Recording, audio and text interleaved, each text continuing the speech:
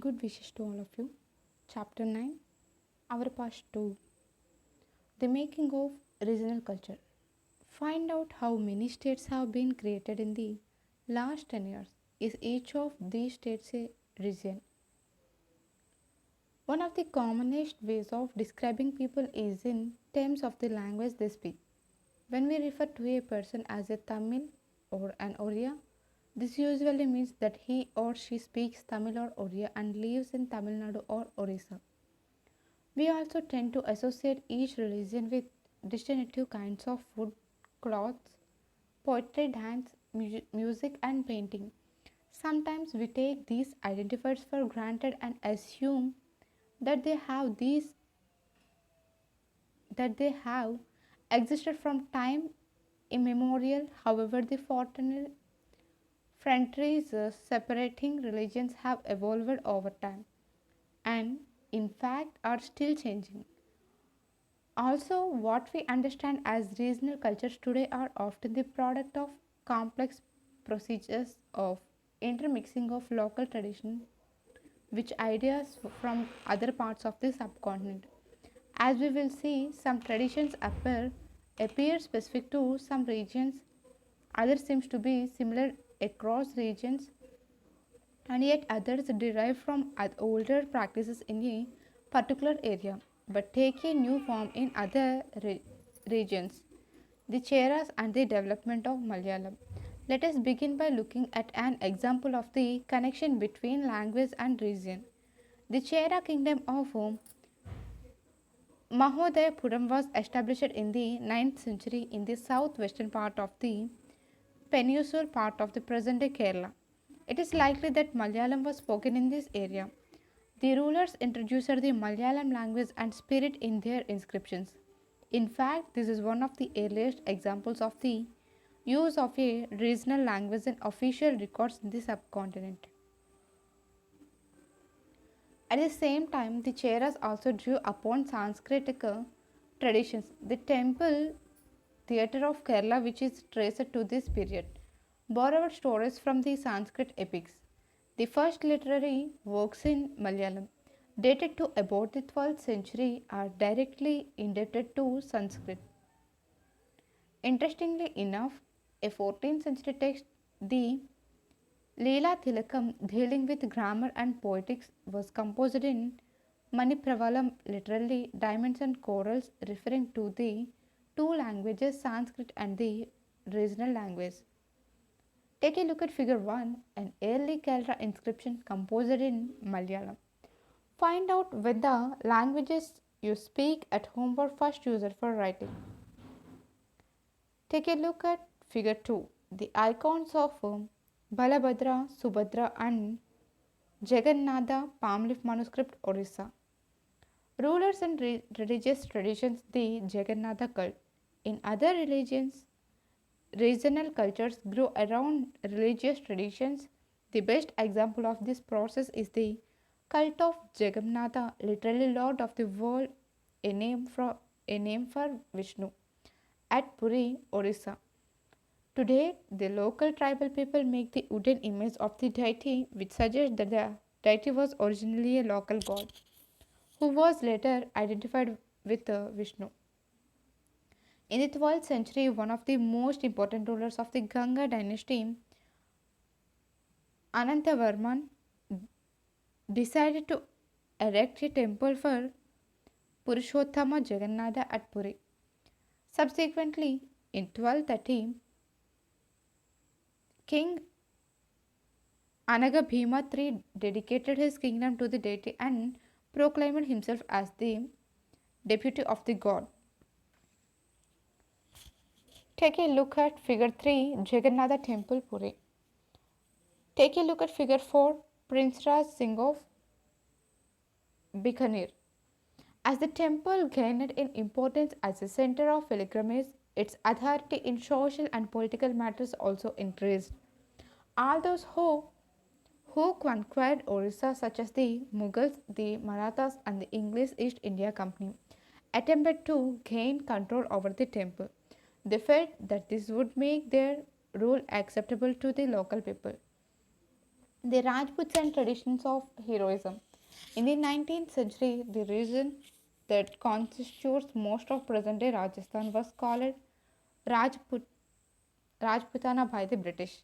While this may suggest that this was an area that was inhabited only or mainly by Rajputs, this is only partly true. There were and are several groups who identify themselves as Rajputs in many areas of northern and central India. And of course, there are several peoples other than Rajputs who live in Rajasthan.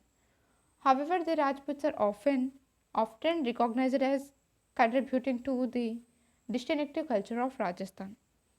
These culture traditions were closely linked with the ideals and aspirations of rulers. From about the 8th century, most of the present day state of Rajasthan was ruled by various Rajput families. Prithviraj Chapter 2 was one such ruler.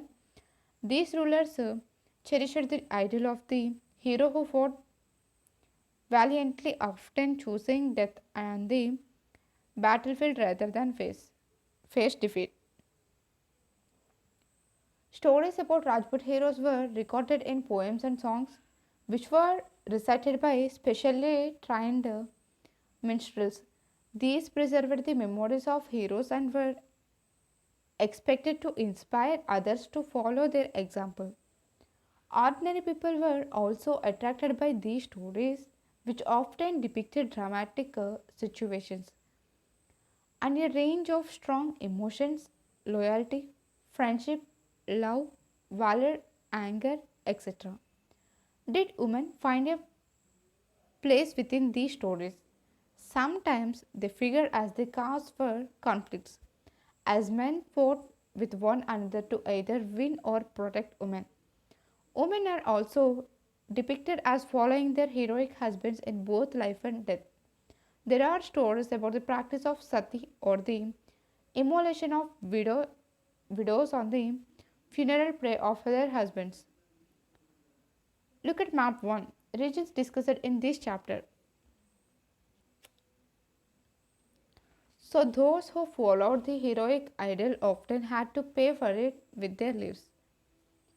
Find out whether there are traditions of heroes, heroines in your town or village. What are the qualities associated with them? In what ways are these similar to or different from the heroic ideals of the Rajputs? Take a look at figure 5, dance class, Lakshmana temple, Khajuraho. Beyond regional frontiers, the story of Kathak.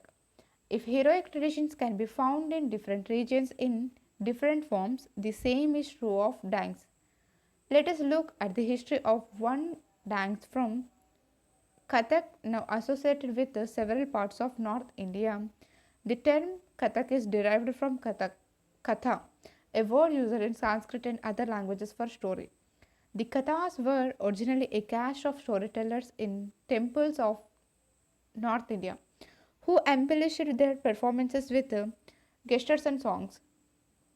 Kathak began evolving into a distinct mode of dance in the 15th and 16th centuries with the spread of the Bhakti movement. The legends of Radha Krishna were enacted in folk plays called Rasalila, which combined folk dance with the basic gestures of the Kathak storytellers. Under the Mughal empires and their nobles, Kathak was performed in the court, where it acquired its present features and developed into a form of dance with a distinctive style. Subsequently, it developed in two traditions or gharanas, one in the courts of Rajasthan, Jaipur, and the other in Lucknow. Under the patronage of Wazid Ali Shah, the last Nawab of Awadh, it grew into a major art form. By the third quarter of the 19th century, it was firmly entrenched as a dance form not only in these two regions but in the adjoining areas of present day Punjab, Haryana, Jammu and Kashmir, Bihar, and Madhya Pradesh. Emphasis was laid on intricate and rapid footwork, elaborate costumes, as well as on the enactment of stories. Kathak, like several other cultural practices, was viewed with disfavor by most British administrators in the 19th and 12th centuries. 19th and 12th centuries. However, it survived and continued to be performed by courtesans and was recognized as one of six classical forms of dance in the country after independence. Take a look at figure 6, Kathak dancers a court painting. Classical dances. The questions of defining any art form as classical is often quite complicated. Do we define something as classical if it deals with a religious theme?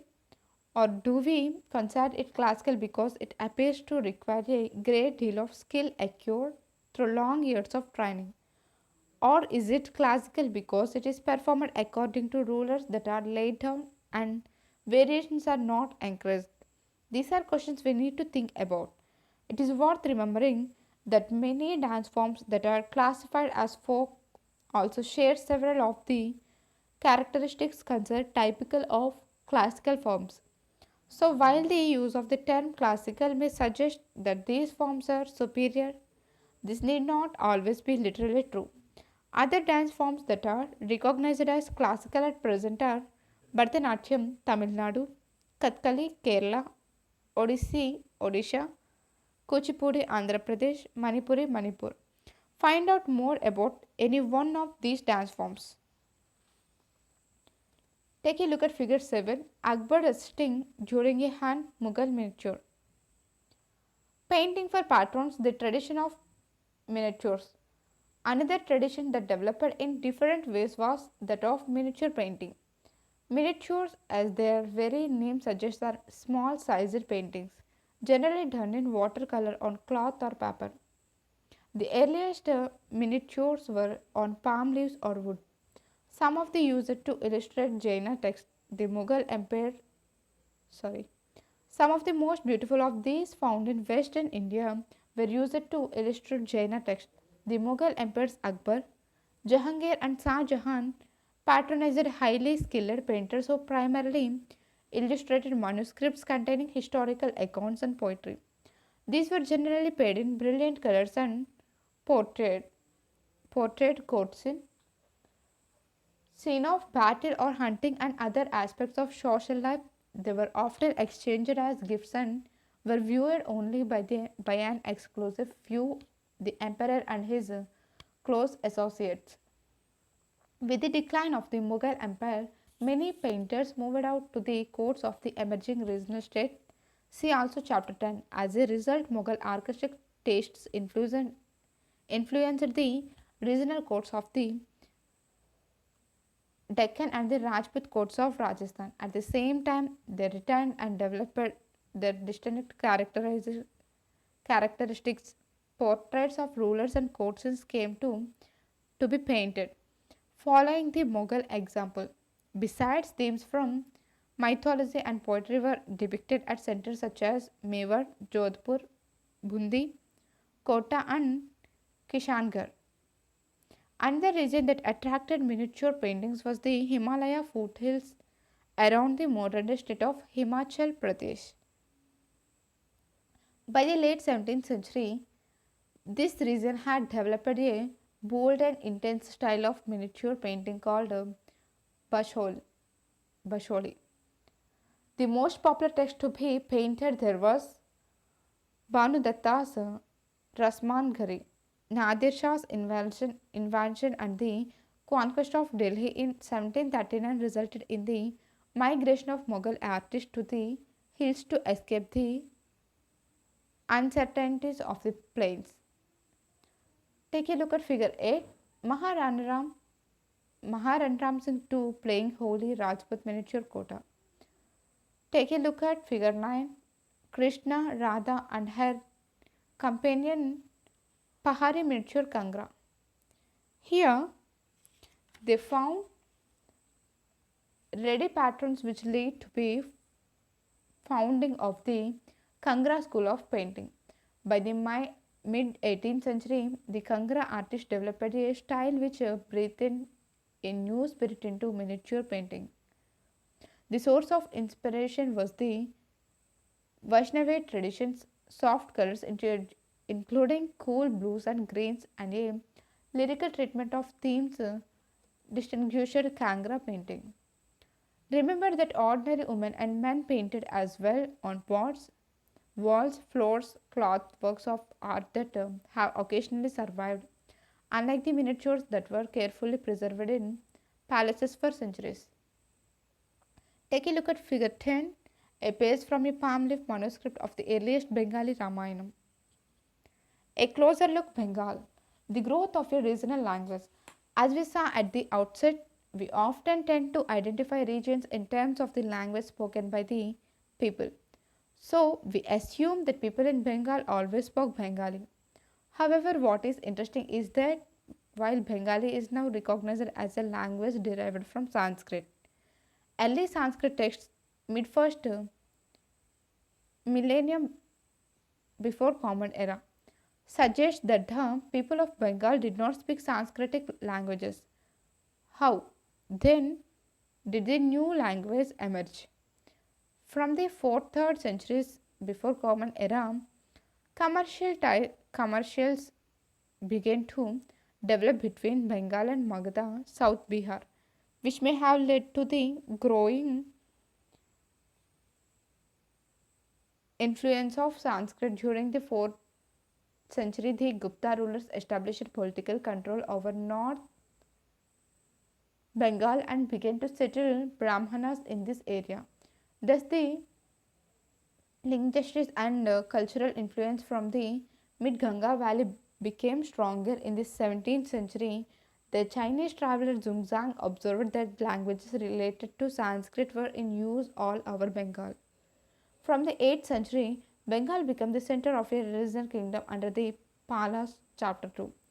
Between the 14th and 16th centuries, Bengal was ruled by sultans who were independent of the rulers in Delhi chapter 3.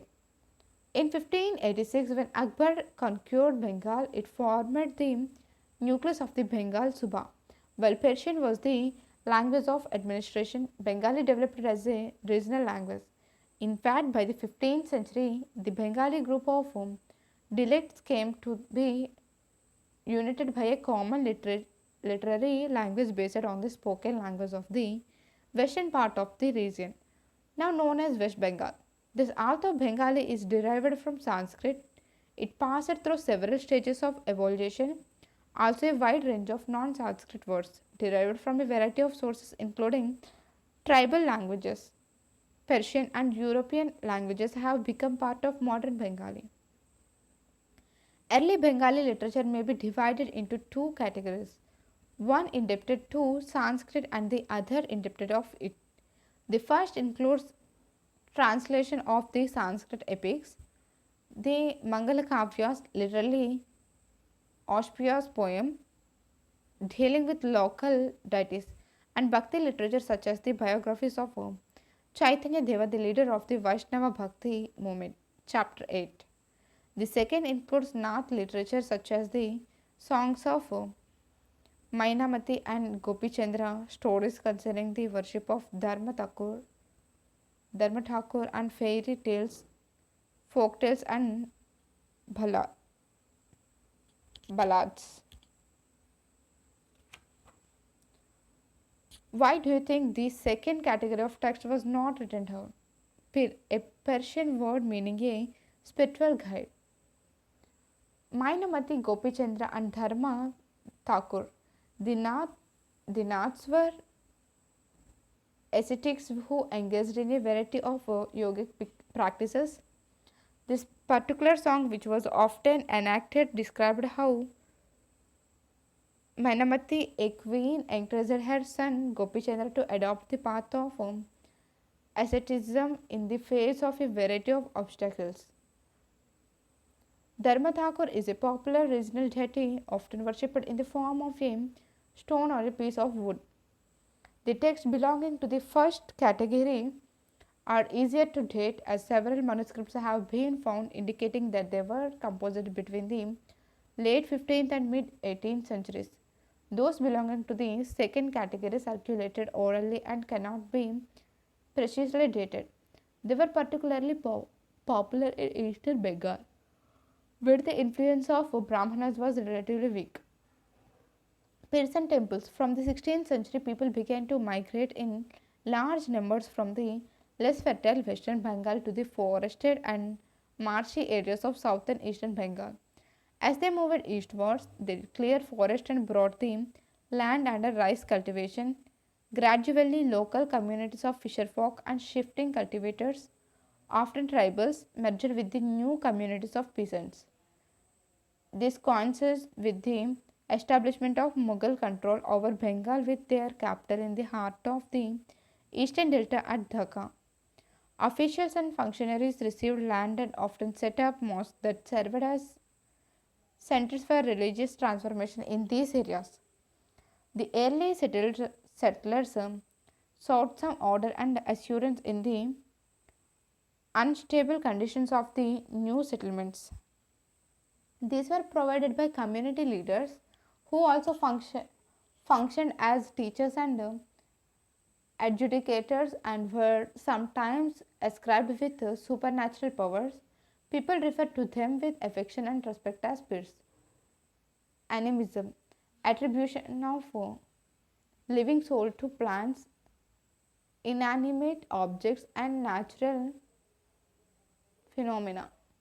This term included saints or Sufis and other religious personalities, daring colonizers and defiant soldiers versus Hindu and Buddhist deities and even animistic spirits. The cult of spirits became very popular and their shrines can be found everywhere in Bengal.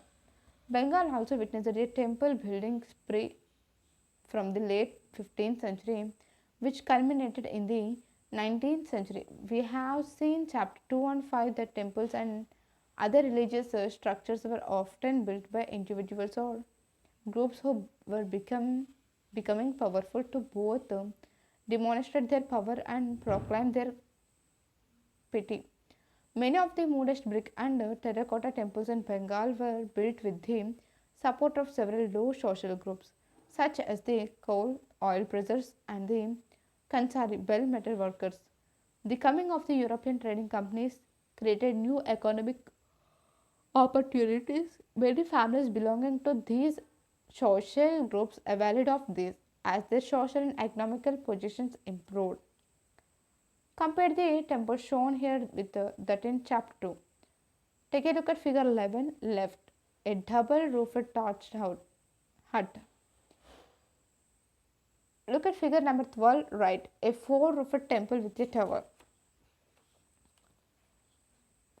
Take a look at figure 13, Krishna with gopis, terracotta plaque from the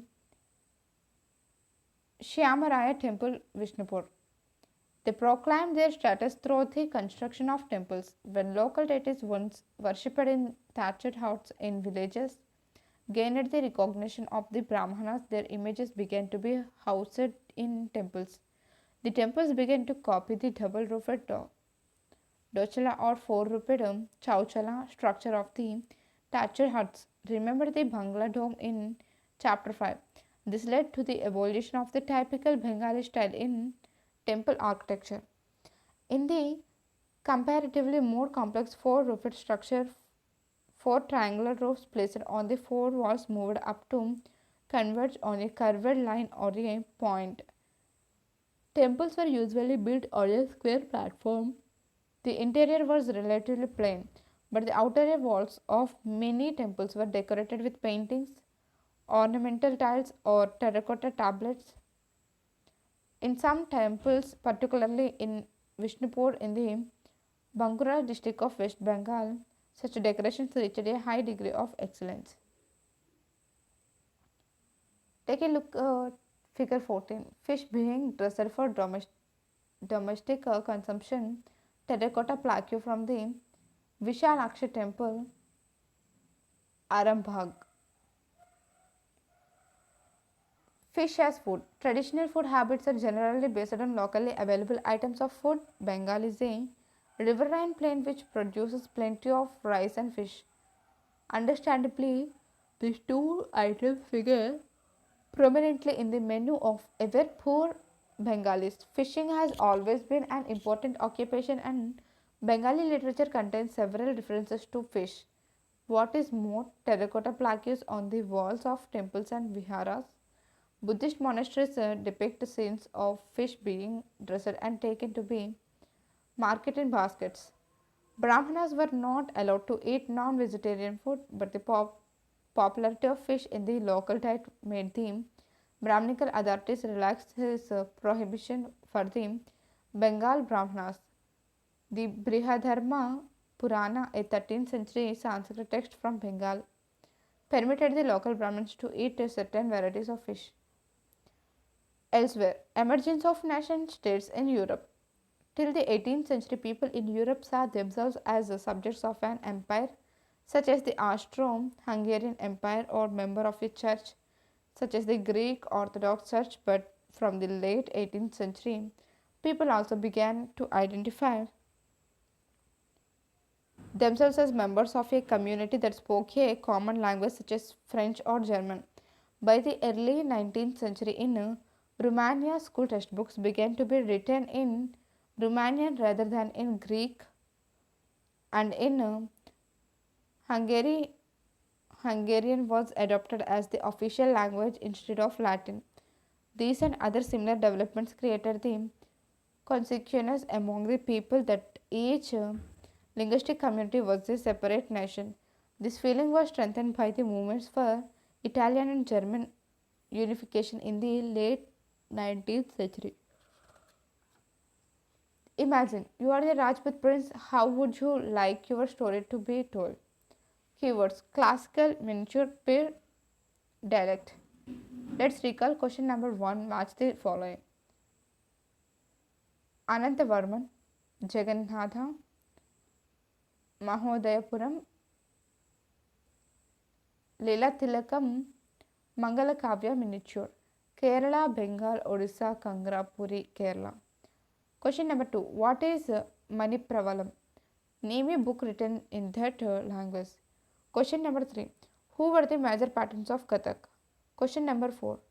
What are the important architecture features of the temples of Bengal? Let's discuss question number 5. Why did minstrels proclaim the achievements of heroes?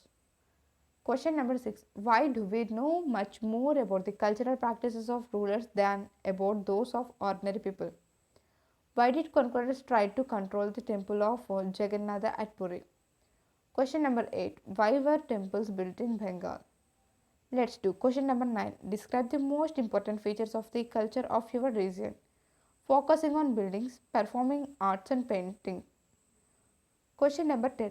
Do you use different languages for speaking, reading, writing? Find out about one major composition in language that you see and discuss why you find it interesting.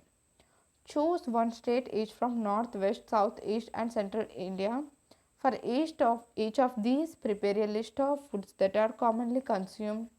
Highlighted any differences and similarities that you noticed. Question number 12. Choose another set of 5 states from each of these regions and prepare a list of clothes that are generally worn by women and men in each. Discuss your findings. Thank you.